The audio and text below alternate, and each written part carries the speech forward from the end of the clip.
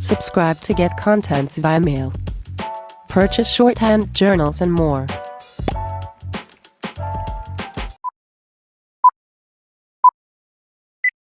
But there is another and more valid criticism to make.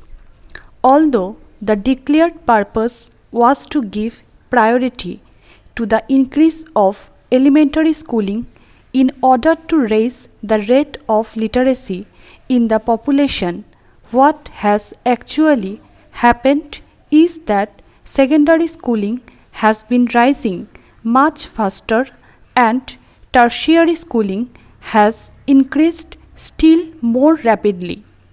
There is a fairly general tendency for planned targets of increased primary schooling not to be reached, whereas targets are overreached sometimes substantially as regards increases in secondary and particularly schooling.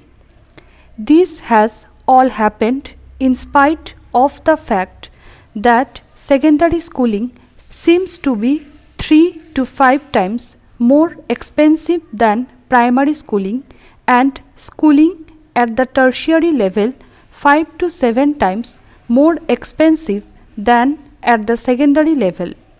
What we see functioning here is the distortion of development from planned targets under the influence of the pressure from parents and pupils in the upper strata who everywhere are politically powerful.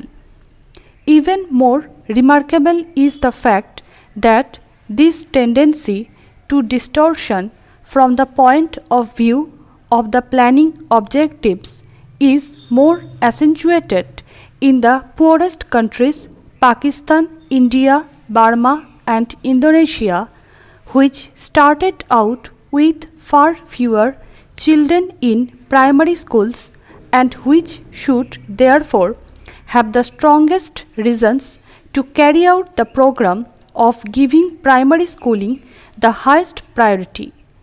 It is generally the poorest countries that are spending least even relatively on primary education and that are permitting the largest distortion from the planned targets in favor of secondary and tertiary education.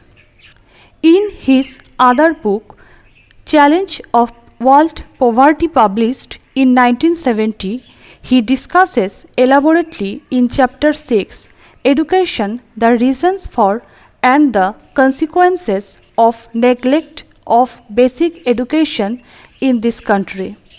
He quotes still considered to be the most authoritative study of education seen in India as saying educational development is benefiting the haves more.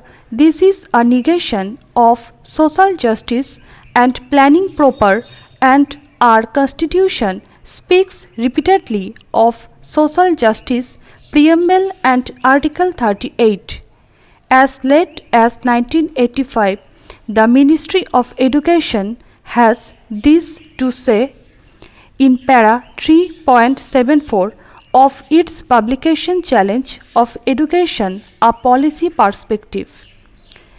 Be that as it may, we must say that at least now the state should honor the command of Article 45. It must be made a reality at least now.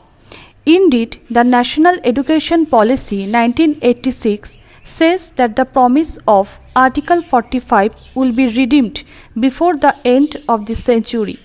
Be that as it may, we hold that a child citizen has a fundamental right to free education up to the age of 14 years.